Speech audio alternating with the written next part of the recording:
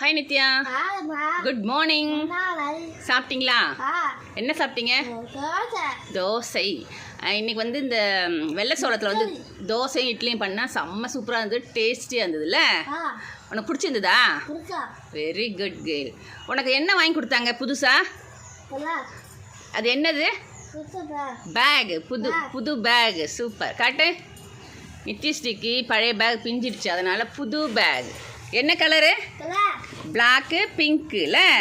நம்ம பிங்கி குட்டிக்கு சூப்பராக அழகாக ஒரு பேகு. அதுக்கப்புறம் இது என்னது?